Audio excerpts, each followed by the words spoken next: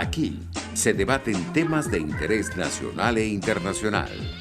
Aquí se habla libertad con Víctor Maldonado. Solo por RCR.tv, la radio que se ve.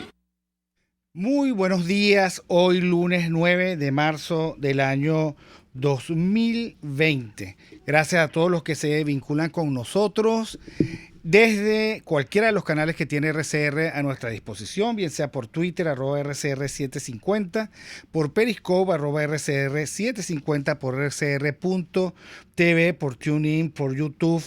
Gracias a que en la dirección general de la estación está Jaime Nestares, en la gerencia de producción Urib Sarcaya, en la producción Catherine Manzano, en los controles estrenándose conmigo por lo menos José Gregorio González. Y bueno, hoy estoy nada más y nada menos que en la grata compañía de Santiago Romero, periodista, tuitero impenitente. Y bueno, vamos a comenzar con nuestro programa. ¿Cómo estás, Santiago? Buenos días, Víctor. Un placer estar aquí contigo hablando de la libertad y hablando sobre otros temas. Así es, bueno, tenemos muchos temas. Hoy ha sido un lunes negro.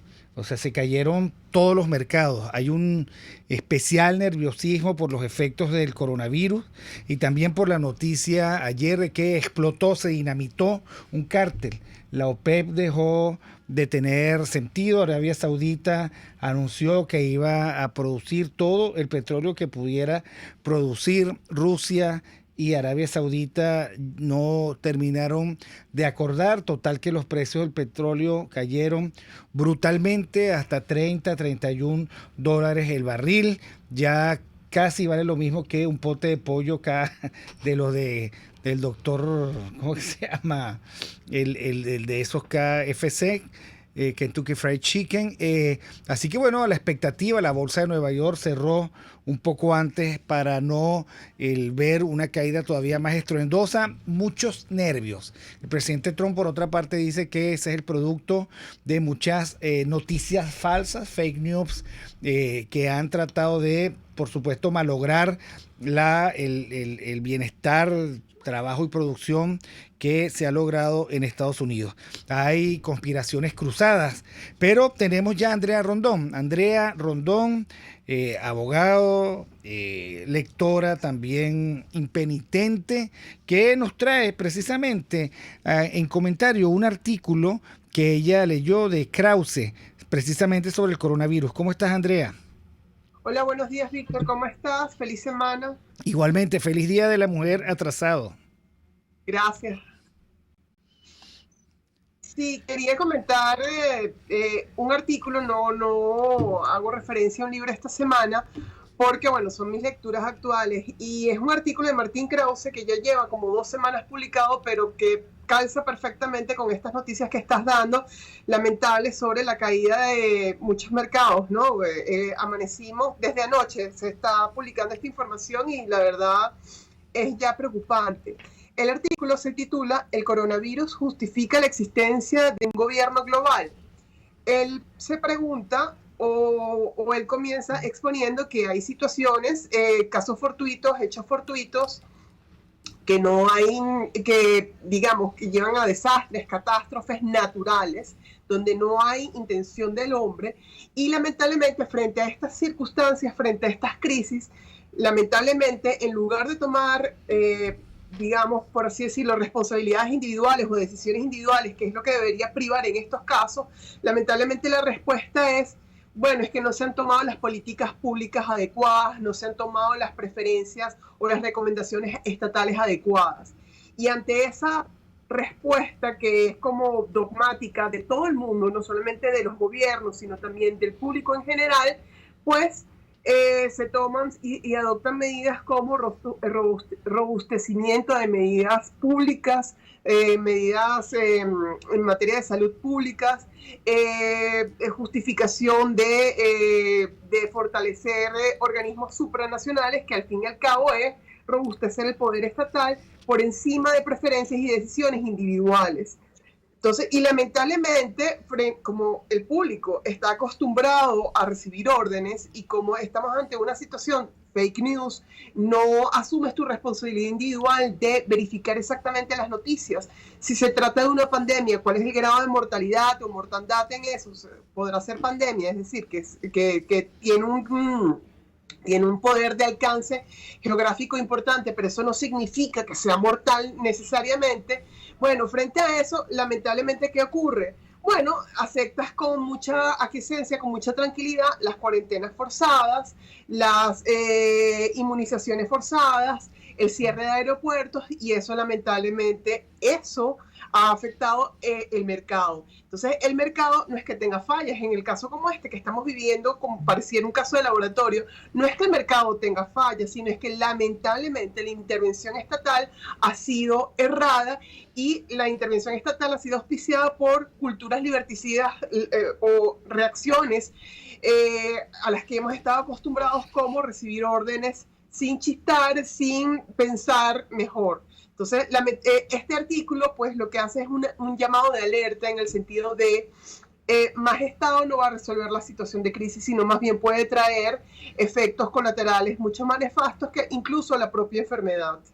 Bueno, tú sabes, hoy se cayeron los mercados, cayó el precio del petróleo, todo el mundo aduce a la forma como se ha manejado la crisis del coronavirus. Al final, digamos, la semana no pinta de la mejor manera, ¿no? La semana ya comentan que este primer trimestre va a ser uno de los más duros, porque lamentablemente las medidas que se están adoptando en lo económico pues van a tender a preservar esta situación difícil. Y si no se tiene conciencia que justamente hay que hacer auditoría, hay que hacer due diligence a las noticias, hay que estar informados realmente de los efectos de la enfermedad, en lugar de pedir control de precios sobre las medicinas, control de precios sobre las máscaras, sobre las mascarillas, etcétera, etcétera. ¿Por qué no pensar en informarnos mejor? Pero lamentablemente la cultura que tenemos, junto con los deseos estatales de controlar la situación, pues va a llevar a mantener esta situación de los mercados inestable por un buen tiempo. Incluso hasta el Bitcoin, que el Bitcoin, yo soy pro Bitcoin y pro criptomonedas, que estas monedas virtuales se mantienen con mayor estabilidad frente al resto de los demás mercados. Incluso hasta eso cayó. Porque claro, porque la base de esas criptomonedas es la confianza, y cuando se pierde la confianza, ¿qué es lo que pasa? Cuando eres reo de las falsas noticias o buscas soluciones sencillas y fáciles, pues se pierde la confianza en los mercados. Sí, bueno, esto es lo que decía hoy Donald Trump, ¿no? Que es precisamente las falsas noticias están generando una especie de burbuja aniquilante de los mercados, ¿no? Eso por lo general tiene detrás un conjunto de intereses, ¿no? Porque uno no logra entender tanto afán destruccionista sobre la base de una forma de asumir una realidad con muchísima histeria, ¿no? Sí, y es que es muy común esta reflexión. Los estados tienen intereses, lamentablemente, o las personas detrás de los estados tienen intereses, y este es un año electoral para Trump. Entonces hay que ver lo que está en juego realmente, más allá de realmente la enfermedad, y por ese lado, por el lado de Estados Unidos. Pero por otras latitudes, otros países, Venezuela, bueno, digamos, tiene su propia tragedia, y todavía no hemos estado totalmente invadidos o cercanos por la histeria del coronavirus. Bueno, lo que está detrás del coronavirus en otros países es una sed de aumentar el poder estatal, lamentablemente. Ahora, Andrea, ayer fue el Día Internacional de la Mujer. ¿Qué día tan difícil? Había un sector que, si no utilizabas los términos y los adjetivos correctos, en lugar de recibirlo como una felicitación, lo recibían como un insulto. A mí el día me parece honestamente patético. El todo día, digamos, de felicitación de género, a mí, digamos, me parece extraño. Pero en todo caso, digamos, para mí forma parte, digamos, del inventario de la cursilería universal, la verdad, ¿no? Pero ayer me sorprendió el nivel de la epidermis tan sensible de algunos grupos feministas con las felicitaciones que intentaban hacerle. ¿Qué opinas tú al respecto? Sí, bueno, el tema del Día Internacional de la Mujer es un tema difícil, porque Porque por una parte está el feminismo radical, que lamentablemente ha asumido unas respuestas violentas. Vimos marchas en México. En México destruyeron buenas zonas, lamentablemente, de la ciudad. En Chile también. Lamentablemente no hay forma para el feminismo radical de dar una respuesta que no sea violenta, pues esas son sus respuestas, entre comillas.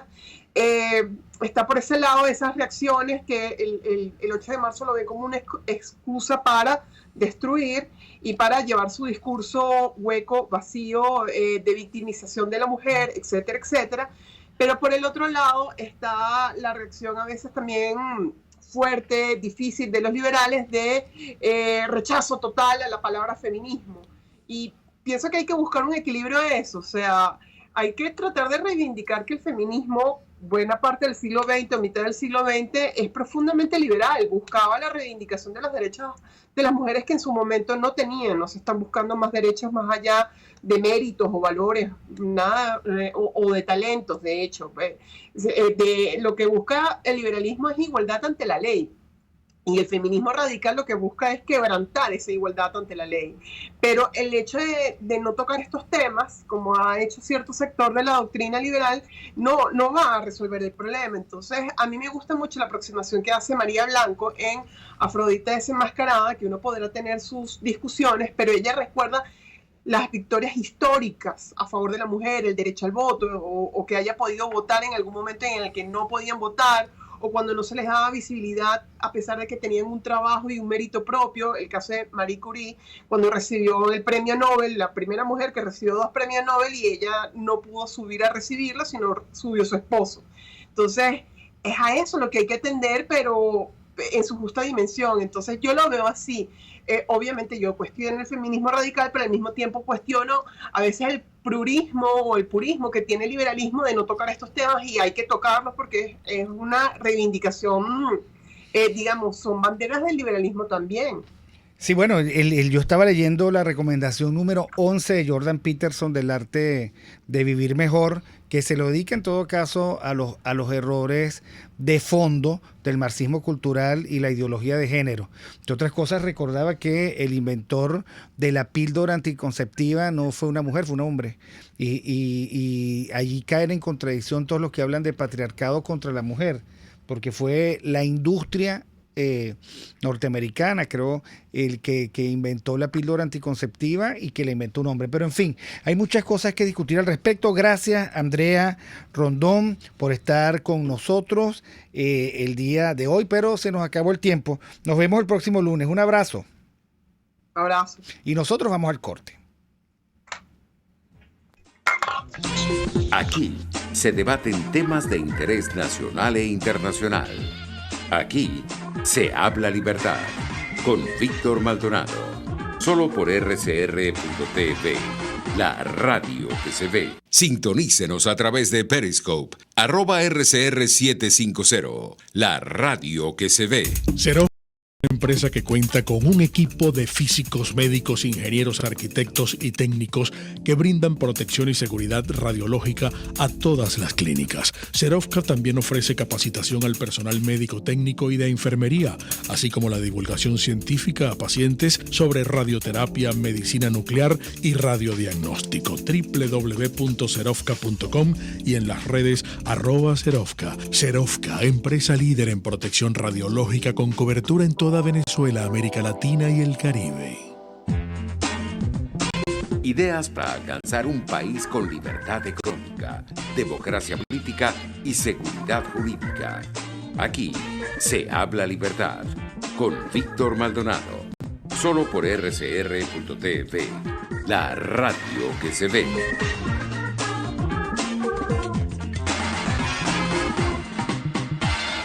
Bueno, seguimos en Aquí se habla libertad de hoy lunes 9 de marzo del año 2020, gratamente acompañado de Santiago Romero, en Twitter @Santiago_Romero.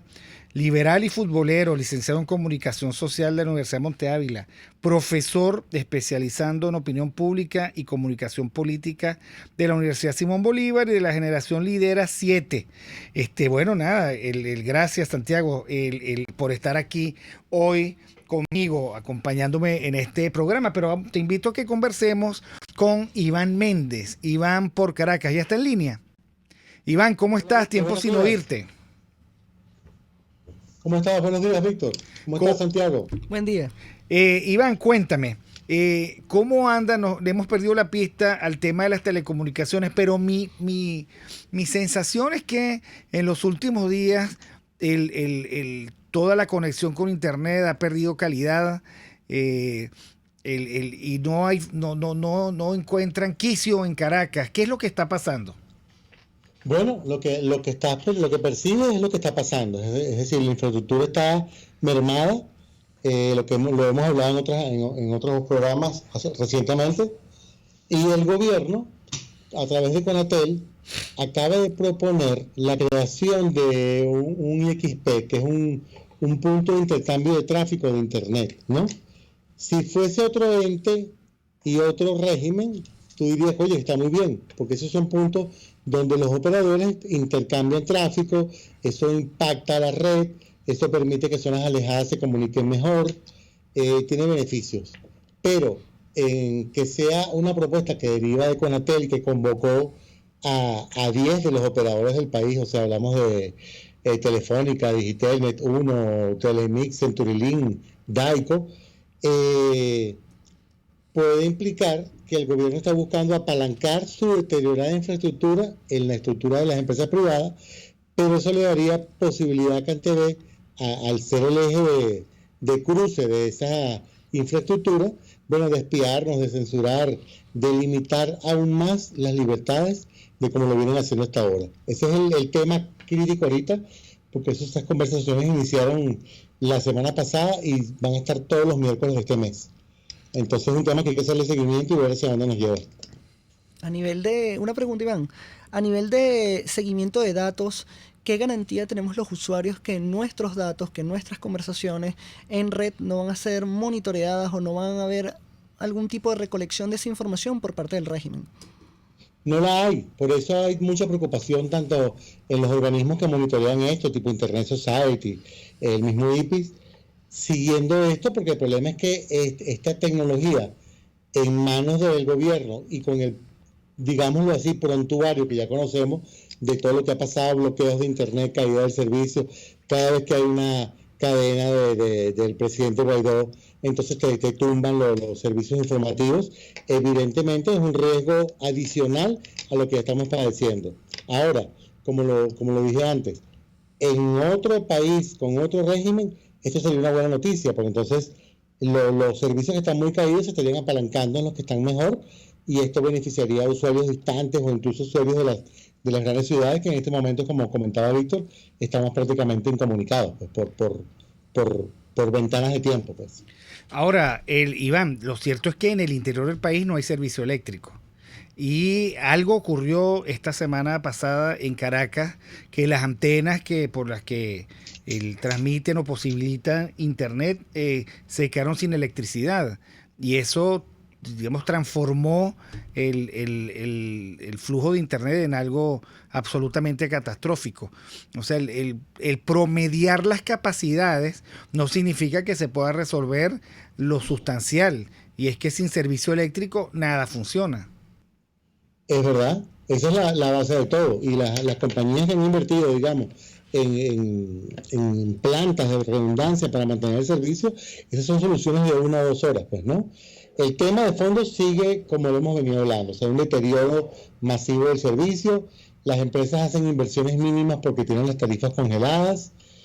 Alguna que otra empresa que tiene las tarifas liberadas, pues tampoco presta un servicio mucho mejor. Entonces, estamos a la deriva en el tema digital, y el gobierno ha descubierto ventajas en que esto se maneje así, Víctor, ¿no?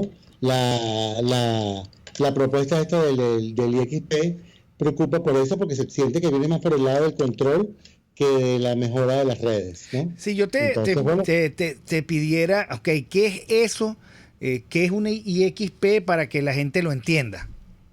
Ok, yo igual en el Twitter lo coloqué. Eso es como un espacio, un mundo físico en donde se encuentran las redes, ¿no? Y se van ponderando las capacidades de cada una y se van optimizando el servicio. Hay un eje central que es el XP, pues, ¿no? Eso se ha promovido el uso de esto en las islas caribeñas, en el Caribe. Hay una política sostenida de organismos internacionales en crearlo porque eso beneficia. Entonces es un punto que potencia la eficacia de las redes. El problema es que si ese punto está en manos del Estado, de CanTV, pues las consecuencias las sabemos, ¿no?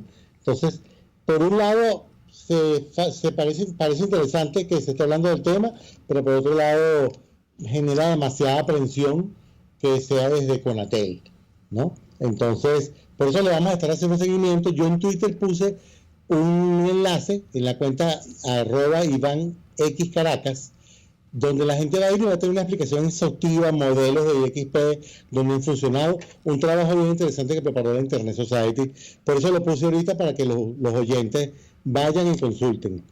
Y también para que hagan seguimiento a lo que vaya diciendo Conatel sobre el tema. Iván, por último, ¿qué recomendaciones les podrías dar a los usuarios ante este nuevo intento de parte de un régimen que lo que busca es afianzar su control, no solo físicamente, sino en el mundo virtual? Y cómo podríamos hacer nosotros para, protegernos de ese monitoreo y cómo tener unas redes un poco más seguras. Sí, bueno, gracias por la pregunta. Es un tema que con Víctor siempre estamos trabajando. Sí, y le recomendamos siempre a la gente que monte un VPN, o sea, que encripte sus comunicaciones. Hay WinShare, hay varios VPN gratuitos.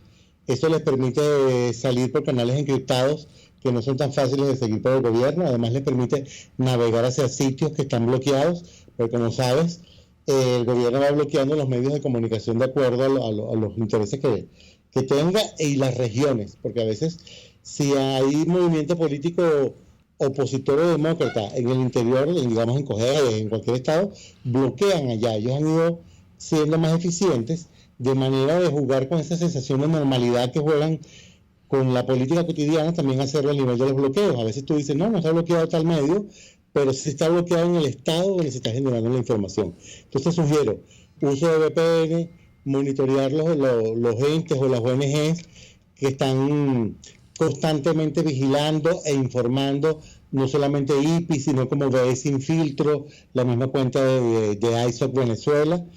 En este momento lo más clave es mantenernos informados, porque eso nos va a permitir tomar decisiones inteligentes de cara a un gobierno que lo que quiere es que no estemos informados o estemos mal informados. Entonces, bueno, serían mis recomendaciones. Bueno, como dice Luis Pérez, no tengo internet en mi casa desde diciembre. Me cuelo a veces de otros sitios. Así es Venezuela hoy en día. Sí, y yo siento como que el oeste profundo de la capital hace mucho tiempo que no tiene buena conexión de internet, ni por teléfono, ni por supuesto por la conexión de ABA o cualquiera otra, ¿no? Así es verdad, Víctor. Inclusive mucha gente también estaba comentando que vía telefonía, las redes móviles también han estado fallando. Yo siempre las estoy midiendo y es cierto, o sea, ya las velocidades de subida de tanto de ABA CanTV como de las operadoras de telefonía son las velocidades que teníamos en el país hace 15 años, pues, ¿no? 0.01 kbps, o sea, no, vas a subir un documento de 2 megas y te puede tomar 15 minutos, o puede no subir, ¿no? Hay otros medios alternativos, que es, por ejemplo, contratar servicios de estos modencitos LTE, que como no están tan en uso, o sea, no están tan masificados, son autopistas que están disponibles y que se pueden navegar más o menos bien. Los servicios que no están, como te dije, controlados por el régimen, se han llevado las tarifas a dólares. Entonces, pero en dólares, digamos que tú puedes hacer un presupuesto, bueno, voy a pagar $15 al mes por mi internet, porque yo uso mucho internet, trabajo con eso remotamente, pero entonces te aplican criterios de inflación, Víctor, como si estuvieras en bolívares. Me pasó con una de las compañías, pues yo contraté, eran $10, bueno, hice mi planificación y el segundo recibo, la tarifa eran $20. Tuve que salir de servicio, yo no puedo pagar eso. Sí. Eso le pasará a mucha gente, pues. Así es. Pero como digo, son parches porque la mayoría de la gente está sin comunicación, la gente que vive en montañas, sean quintas en urbanizaciones o sean casas en la Caracas profunda, como dice, hacia el oeste, en Los Sin Techo, en el cementerio, en Katia, pues ahí no llegan este tipo de servicios y hay gente que prácticamente volvió a la era de los 90, donde no hay internet. Sí, bueno, la gente... carta, Exacto, a la epístola. La usas en el móvil, pero tampoco, porque entonces en los móviles los planes de datos se va muy rápido. La gente no puede estar recargando 20, 30 mil bolívares cada 2 días. Así es. Cuando te vas a la vuelta, te fue medio salario solamente en cargar el teléfono. Un país Entonces, anormal no puede normalizarse. Esto forma parte del país bizarro en el que vivimos. Gracias, Iván Méndez, @Iván por Caracas, Iván X Caracas, por estar siempre atento de compartir con nosotros sus hallazgos en términos de las telecomunicaciones o las no telecomunicaciones. Nosotros vamos al corte con las noticias de la hora y ya regresamos. Aquí se debaten temas de interés nacional e internacional. Aquí se habla libertad con Víctor Maldonado. Solo por rcr.tv, la radio que se ve. Puedes seguirnos en nuestras redes sociales. En Twitter, @RCR750, la radio que se ve. Moisés Naim en Efecto Naim. Hola, soy Moisés Naim desde Washington. Conéctese a rcr.tv. También nos puede seguir por @Efecto Naim en Twitter. Y estamos en Facebook y en Instagram. Y no olvide que puede disfrutar todos los contenidos del programa cuando usted quiera, suscribiéndose a nuestro canal de YouTube. Nos vemos en la radio. Los miércoles y viernes a las 7 de la noche. Solo por RCR 750 AM.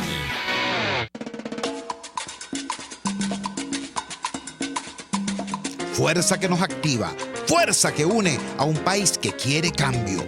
Mi nombre es Chuo Torrealba y estoy contigo desde las 5:30 de la mañana para que te enteres de todo lo que acontece dentro y fuera de un país en crisis, un país que quiere cambio y libertad.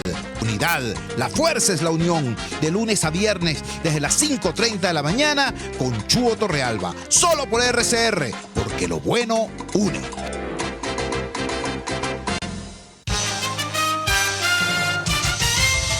Informe RCR presenta titulares.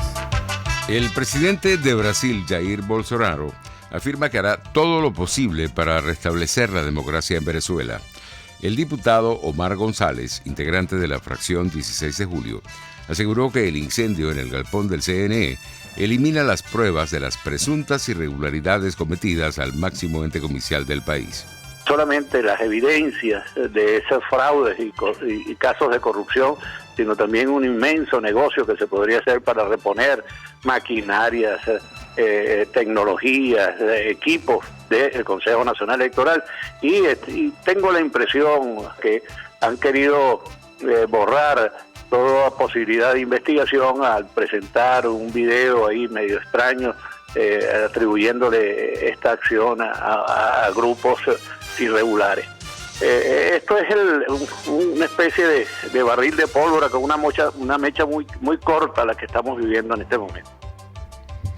En internacionales, Japón aplica desde hoy nuevas restricciones a la entrada de viajeros procedentes de China y de Corea del Sur para contener la propagación del COVID-19. Un tribunal de España inicia desde hoy juicio para la presunta corrupción en contratos relacionados con la visita del Papa Benedicto XVI a la región de Valencia en 2006. Y en los deportes, en la Liga de Campeones, el partido de vuelta entre PSG Dortmund se jugará a puerta cerrada por el coronavirus. 11:34. Continúen con Aquí se habla libertad.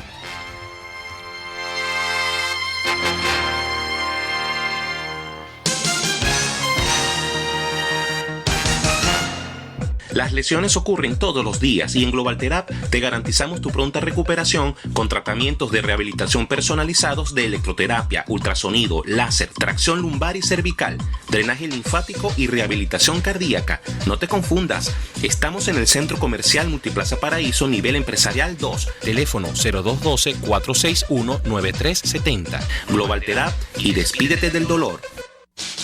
En RCR somos vanguardia. Toda la programación de tu RCR también la puedes seguir a través de la internet.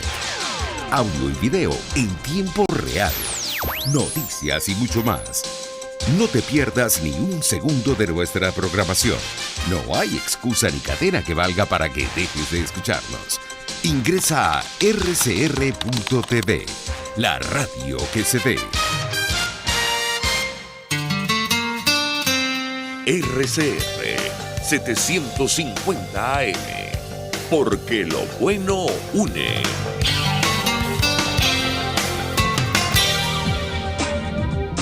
Ideas para alcanzar un país con libertad económica, democracia política y seguridad jurídica. Aquí se habla libertad con Víctor Maldonado, solo por rcr.tv, la radio que se ve.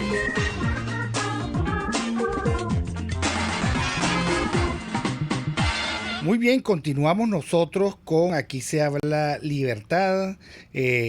Como cada día trae su afán, pues hoy lunes 9 de marzo, el mundo, no el país, el mundo realmente está pero muy complicado. Pero eso nos quita que nosotros no tengamos que referirnos a nuestros propios problemas. Y uno de los problemas que tenemos es la trampa, el que acecha en la suerte de todos los venezolanos de un nuevo llamado a unas supuestas elecciones. Y por eso, Santiago, he querido que tomemos contacto con Joaquín Ortega, que ha estado haciéndole seguimiento y ha estado en el debate de este llamado a supuestas elecciones, que yo llamo elecciones o qué, pero yo lo que creo es que son o qué. Joaquín, ¿cómo estás? Buenos días, gracias por la invitación, Víctor. Saludos a todos. Aquí estoy con Santiago, que te manda saludos, bueno, y te va a hacer Gracias, también Santiago, preguntas. un abrazo. Cuéntame, ¿qué es esto que estamos viviendo? Fíjate, buenísimo.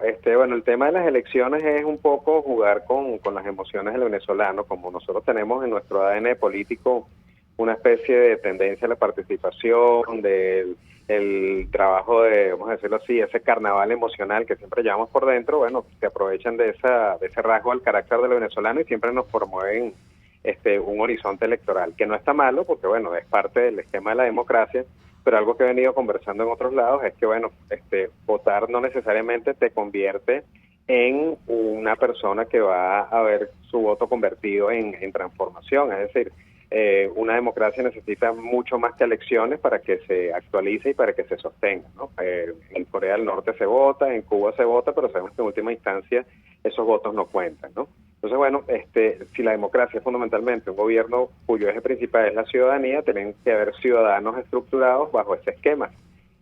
Para bien o para mal, los ciudadanos venezolanos estamos ahorita desasistidos de una autonomía especialmente monetaria y una autonomía incluso a nuestras pasiones, porque nos manipulan muy fácilmente. Es decir, estamos viviendo un sistema político en el cual nos empujan, para bien o para mal, a tomar decisiones en contra de nuestras voluntades más racionales. Es decir, nos manejan, vamos a decirlo así, biopolíticamente, nos manejan por la barriga, nos manejan por el hambre, nos manejan por el dinero, nos cortan la luz y entonces nada, ya se nos deshace la vida, etcétera, etcétera. Creo que en ese contexto el sufragio está chévere, es bien bueno porque sirve para renovar autoridades, cuerpos deliberantes, etcétera, etcétera, pero lamentablemente las condiciones no son las correctas, ¿no? Un ejemplo que a veces uno pone y suena de pronto de perogrullo, pero bueno, tú puedes cruzar una autopista, cosa que es peligrosa, pero lo primero que tienes que hacer antes de cruzar una autopista es amarrarte las trenzas de los zapatos, ¿no? Entonces nos obligan a cruzar una autopista con unas trenzas de unos zapatos desatadas, ¿no? Joaquín, podemos decir entonces que en Venezuela tenemos un sistema en el cual no hay elecciones, porque para hacer elecciones no hay que activarlas libres, o sea, las elecciones de por sí son libres, sino votaciones que terminan contando unos votos o o unas decisiones de ciertos individuos que al final son adjudicados los cargos a conveniencia del que cuenta estos votos. Así es. Bueno, el problema también en el caso nuestro es vamos a decirlo así, el esquema electoral, ¿no? Para bien o para mal, tenemos un ente rector y lo ideal sería que todos confiáramos en el ente rector. El problema es que lo que está detrás de este conteo de votos son unos espacios demasiado oscuros. Es decir, primero el registro electoral permanente. Sí, tenemos un registro electoral permanente donde no sabemos quiénes están votando, cuántas personas fallecidas siguen estando ahí, cuántos extranjeros, cuántos dobles cedulados, etcétera, etcétera. Ese registro electoral permanente debería estar limpio y debería estar supervisado antes de ir a una elección, porque nadie se va a contar, es decir, nadie va a un juego de béisbol si sabes que el que tienes en el equipo del frente tiene 50 o 60 jugadores de respaldo o de reemplazo, versus tú, que no has hecho vamos a decir así, la interpretación exacta de qué es lo que va a ocurrir en ese juego. Es decir, no podemos ir a una batalla electoral, no podemos ir a un evento electoral sin saber qué es lo que tiene el otro, y bueno, justamente está el tema de quién cuenta los votos. El voto electrónico ha sido específicamente, no solamente desde hace mucho tiempo, ha sido visto con cierta reticencia, porque bueno, si es electrónico puede ser hackeable, pero además de eso está el tema de que incluso la misma empresa que le prestaba el apoyo tecnológico al CNE, Smartmatic, ha dicho abiertamente que han habido vulneración en sus procesos y en su software. Entonces ya eso es un elemento adicional que pone a pensar a las personas, y de nuevo uno insiste, bueno, ¿por qué la gente o por qué ciertos partidos políticos invitan a votar? Bueno, básicamente porque le funciona a ese liderazgo político visible para mantenerse en el poder, en el status quo, y bueno, aprovechar pues el tema de la visibilidad. Entonces, bueno, ya sabemos que los líderes políticos en este país tienen que vivir de algo. El punto es de quién vives. ¿De quién vives? ¿De los ciudadanos o vives de las empresas intermedias y de todo el conglomerado de corrupción que se ha construido a partir de la construcción justamente de un gobierno autoritario que sabe a quién asignarle y a quién darle lo que mejor necesita? Es decir, ya sea dinero, ya sea permisología, ya sea viajes, ya sea prebenda, ya sea alabarles el ego. Es decir, conocen muy bien al conglomerado de personas que conforman esos actores políticos. Eso es algo que tienen sumamente claro el gobierno y que pareciera que la oposición no está lo suficientemente clara. O sea, el gobierno aprieta donde es, organiza por conglomerados a la oposición, desde los más colaboracionistas a los menos colaboracionistas.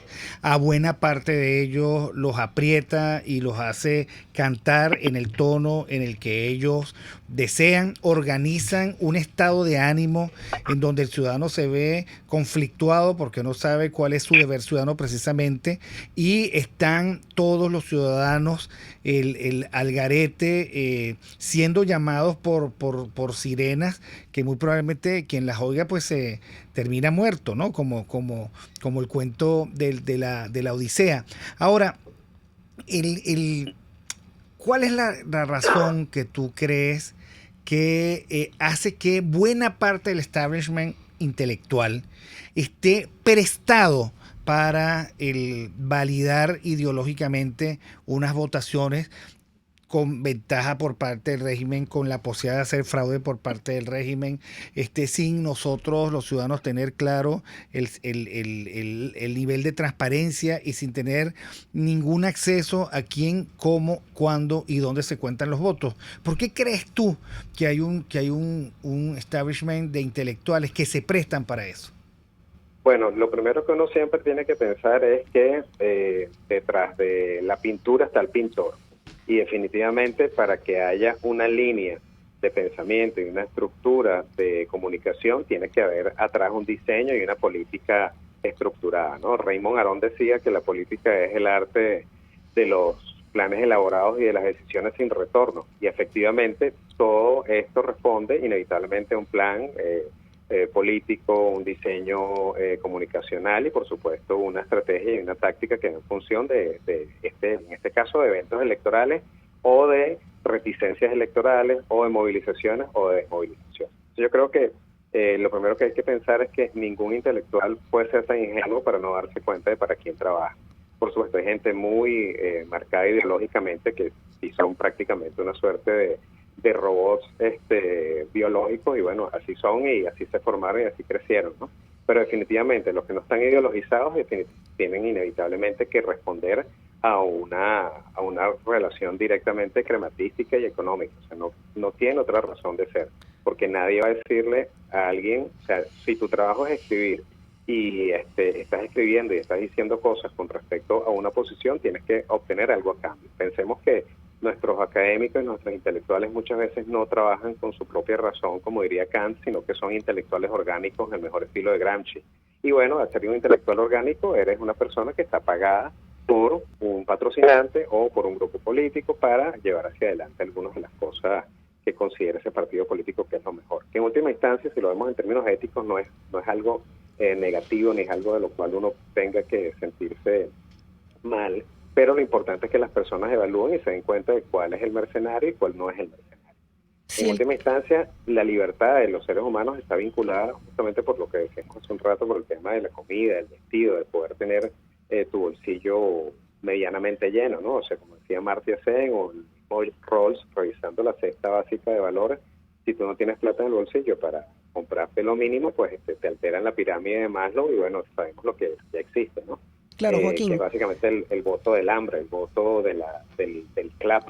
Si vemos que son criminales, si están dispuestos a chantajear, extorsionar, asesinar, ejercer presión de múltiples maneras, de este lado, o del lado de los que se llaman oposición, hablan de que el escenario es electoral, que la pelea es peleando, que así el árbitro esté en contra y esto es un partido de fútbol y salimos con 7, hay que pelear contra 11 más los que vengan. ¿Cómo se combate a un establishment tan organizado, tan decidido, que te plantea que el juego es electoral cuando el juego claramente es un estado criminal y no solo eso, sino es una dictadura con un carácter totalitario y hegemónico? Así es, bueno, fundamentalmente el punto clave aquí es que tenemos que entender en cuál es el terreno que nos estamos movilizando, ¿no? Los gobiernos totalitarios se valen de absolutamente todo lo que tienen a mano. Foucault llamaría esto la teoría de los ilegalismos, ¿no? Hoy algo es legal, pasado mañana va a ser ilegal y posiblemente dentro de 4 días vuelve a ser legal, ¿no? Entonces, en esa indefensión jurídica, la mayoría de las personas, ya sean civiles, intereses corporativos, gente que trabaja simplemente con sus manos, empresarios, etcétera, etcétera, tiene un terreno bastante cenagoso. Entonces, bueno, el punto clave es decirle eso a las personas y, por otro lado, definitivamente decirle a ese liderazgo político visible, que es el que está allí al frente empujando o avalando elecciones o avalando también abstenciones, dependiendo del movimiento táctico en el cual se encuentren. Hay que decirles y señalarlos como lo que son, básicamente empleados de un sistema, es decir, tienen que inevitablemente estar obteniendo algún tipo de beneficio para que ellos lleven adelante esa estructura de pensamiento y que lleven adelante ese tipo de acciones. ¿Qué puede hacerse en un esquema como el nuestro? El Abate, si ella decía algo muy importante. Lo más importante durante una revolución es mantenerse vivo. Yo creo que lo más importante en Venezuela es mantenernos vivos y la estructura opositora tiene que, entre otras cosas, movilizarse a ciertos niveles, a niveles de organización visible de partidos políticos y a niveles de organización y de cohesión social que se movilizan a través de movimientos sociales. Esos movimientos sociales son, de alguna manera, también el caldo de cultivo para generar nuevos liderazgos políticos y creo que es allí donde está ocurriendo. Mucho del liderazgo político que actualmente existe en Venezuela no es visible y, entre otras cosas, no es visible porque tiene que autopreservarse. Eso creo que es básico. ¿Cuál es la labor que le queda a los partidos políticos? Bueno, tratar de organizarse para que los partidos políticos colaboracionistas dejen de tener esa hegemonía. ¿Qué le queda a los académicos y los intelectuales que no funcionan a partir de ese esquema de intelectualidad orgánica? Decir y escribir de la mejor manera lo que piensan y darle luces básicamente al gran conglomerado que es la sociedad venezolana, que está actualmente desasistida, pero que, lo decía al principio Víctor, no solamente es el caso venezolano, es el caso internacional. O sea, esta mezcla de crack económico del 29 con escenarios de guerra mundial, con elementos vamos a decirlo así, de pandemia, pocas veces se había visto, y hay muy pocos intelectuales que le den sentido a lo que está ocurriendo, ¿no? Habermas decía que los intelectuales en última instancia, los intelectuales mediáticos, tenían que darle sentido a las cosas, es decir, era una suerte de terapeuta. No tenías que explicar qué era lo que iba a ocurrir, porque no se tiene una bola de cristal, pero sí tienes que explicar qué ha pasado y cuáles son las mejores formas de fortalecer el músculo emocional y el músculo intelectual, si pudiese llamarse de esa manera, para que las personas tengan las defensas altas y tengan la mejor posibilidad de interpretar el mundo del cual están viviendo. Mientras tanto, Joaquín, por cierto, ¿cuáles son tus redes sociales? @Ortega Brothers. @Ortega Brothers para todos los que quieran seguir a Joaquín Ortega por Twitter y por Instagram. Bueno, te quería plantear que los estrategas de Guaidó insisten en que ellos saben cómo va a terminar esto, que la película pinta muy bien, que el final va a ser feliz, pero que ellos no pueden decir el guión, el argumento, y tampoco pueden explicar por qué, si la cosa va tan bien, el presente luce tan mal. Mañana supuestamente hay una marcha. Que lo importante es el final, Víctor. Sí, bueno, pero es lo que dicen. Lo que pasa es que si en el transcurso matan al protagonista, ponen preso a la novia del protagonista, le saltan a uno y dice, bueno, un guión de Tarantino casi. Hay que inventarse el Deus Ex Machina ese que resuelva los problemas, ¿no? En fin, ¿qué opinas tú de eso? Sí, bueno, definitivamente cuando uno entiende el movimiento de los actores políticos, inevitablemente no hay duda de que no hay que decirlo todo, pues no puedes cantar la jugada próximamente. Sí tiene que haber unas grandes líneas, unas líneas gruesas en donde se le diga no solamente a las personas que están dentro de ese partido, sino que le digan a esas personas que también se engancharon emocionalmente y que le dieron una suerte de voto de confianza el 23 de enero del año pasado a Guaidó y al resto de su equipo, inevitablemente tienen que tener unas líneas gruesas para que la gente sepa hacia dónde va. Si ellos saben algo más que nosotros, bueno, lo tendrán inspectores, pero de pronto pareciera que están esperando eso que dices tú justamente, una suerte de posición extralógica y una suerte de Deus Ex Machina, es decir, baja Dios o baja la mano de Dios y arregla todo. Eso ocurre en ciertas narrativas de ficción, pero en la vida real pareciera que no es así. Ahora, ciertamente, Venezuela se ha convertido en una suerte de, vamos a decirlo de la manera menos ofensiva, pero lamentablemente Venezuela se ha convertido en un lugar seguro, en una especie de safe haven de todos los ilegalismos internacionales, y al tú convertirte en un safe haven, pensemos en la historia de Venezuela, imaginemos la isla de la Tortuga en el siglo XVIII y XIX, cuando era el espacio preferido de los piratas internacionales, ¿no? En este caso no somos una isla, sino que somos básicamente un semicontinente, una entrada a un continente en donde están ocurriendo todos los ilegalismos que se nos ocurren: terrorismo, narcotráfico, planato, tráfico de armas, tráfico de órganos, tráfico de personas, posiblemente los crímenes ecológicos están vinculados con el tema del uranio. Aquí también hay una serie de minerales de los cuales nadie sabe nada, pero que se están extrayendo: tungsteno o wolframio, el mismo selenio, el tema de los hiperconductores. Es decir, somos fundamentalmente un lugar del cual se están aprovechando las grandes fuerzas menos democráticas del mundo. Entonces, bueno, al estar en ese contexto, si tú no se lo explicas a las personas, muy difícilmente van a entender cuál es el juego político que se está haciendo en Venezuela, que se vendió como un tema de cesar usurpación y después hacer elecciones, y entonces, bueno, se han invertido el orden del mantra, ¿no? El peligro fundamental del caso venezolano es que las personas inevitablemente tienen un nivel de, vamos a decirlo así, de apoyo a ciertas causas, pero también piensan en la autopreservación. Por eso lo que les decía hace un rato, no se puede votar nacionalmente, pero hay un montón de personas inevitablemente que tienen, como decimos en criollo, el pesebre alto. Y si tú votas por alguien que no vaya a asegurarte que efectivamente no te va a faltar la comida, bueno, pues utilizan las herramientas del CLAP como una forma de extorsión, por poner uno de los tantos ejemplos.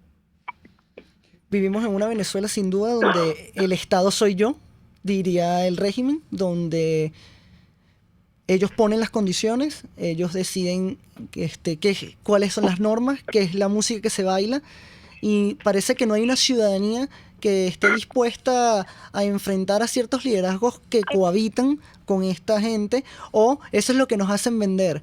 ¿Qué opinas tú acerca de eso, Joaquín?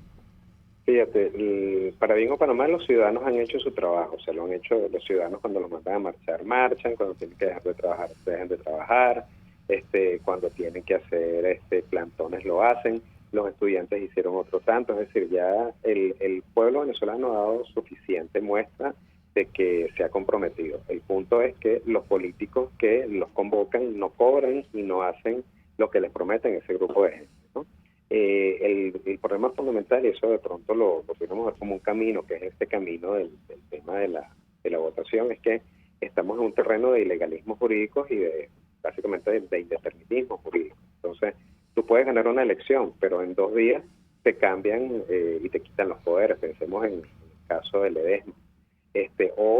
Ganas una serie infinita de curules y entonces raspas a la gente de Amazonas y los dejas por fuera.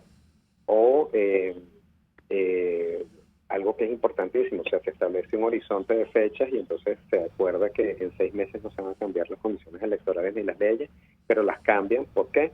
Porque en última instancia las revoluciones y los movimientos totalitarios no trabajan con Estado de Derecho, ellos trabajan con Estado de clase, y lo que más les importa es básicamente, por un lado, la vieja y manida razón de Estado, es decir, me mantengo en el Estado, me mantengo en el poder, valga lo que valga, pero mi argumentación jurídica no tiene que ver con el Estado de Derecho, sino con el Estado de clase. Si una clase determinada está gobernando, pues manejamos bajo ese esquema y listo. Que en este caso no estamos hablando de un esquema de clases sociales bajas que llegaron al poder, sino que estamos fundamentalmente ante un grupo que se puede llamar una suerte de inteligencia o de grupo, vamos a decirlo así, académico-político, por llamarlo de alguna manera, que se entronizó en el poder y no van a soltarlo ni por las buenas ni por las malas, y lo has dicho un montón de veces. Mira, Iván Méndez está conectado, @Iván por Caracas, dice, escuchando a Ortega Brothers conmigo en RCR 750. En un análisis afilado de los electores del país, Ortega, y a esto me quiero referir, entregó hace poco un reporte sobre el tema en #BonaOpinio. O sea, tienes ahora un boletín. Tenemos ya 1 minuto nada más, pero ¿qué puedes decirnos? ¿Cómo la gente puede acceder? ¿En qué consiste esta iniciativa que se llama BonaOpinio? Perfecto. Nos pueden conseguir en @BonaOpinio en todas las redes sociales. Es fundamentalmente un informe que pretende hacer el balance de lo que está ocurriendo en Venezuela. Nació como una necesidad de unos clientes del extranjero que nos dijeron que a veces no se entendían todas las variables y cómo muchas veces la variable económica se ponía por encima de lo político, pero en el trayecto se cambiaba. Entonces, este texto que estamos desarrollando un grupo de politólogos, economistas y estadísticos tiene el interés de plantear the big picture, es decir, la gran película, la gran foto, la foto grande de lo que está ocurriendo en Venezuela, justamente atendiendo a todas esas variables que muchas veces no se entienden de buenas a primeras, es decir, economía, política y sociedad. Pareciera que en forma de los manuales que uno ha estudiado ya debería haber hecho una transformación del país, o una transformación o un cambio político, y lamentablemente, como nosotros tenemos otras realidades, unos poderes se solapan o se sobreponen a otros. Entonces, eso es, digamos, uno de los elementos que agradece el lector de BonaOpinio, porque le damos una perspectiva básicamente con la intención de claridad para que se entiendan las características del caso venezolano. Bueno, vas a tener que sacar una edición extra para explicar lo del coronavirus y su impacto terrible en las bolsas de esta semana. Bueno, muchísimas gracias, Joaquín Ortega, @Ortega Brothers. A Santiago, tu Twitter es @Santiago Piso Romero en Twitter. A Santiago Romero Piso en Twitter, Santiago Piso Romero en Twitter. Bueno, gracias a todos ustedes. Jaime Restares en la dirección general de la estación, a Willy Arcaya en la gerencia de producción, a Catherine Manzano en la producción, a José Gregorio González en los controles. Yo hoy estuve con Santiago Romero, periodista, profesor de la Universidad Monte Ávila, analista político, tuitero y futbolista. Y bueno, quien estuvo con ustedes, Víctor Maldonado. Nos vemos el miércoles. RCR presentó Aquí Se habla libertad con Víctor Maldonado. Solo por rcr.tv, en Twitter y Periscope, @RCR750. La radio que se ve.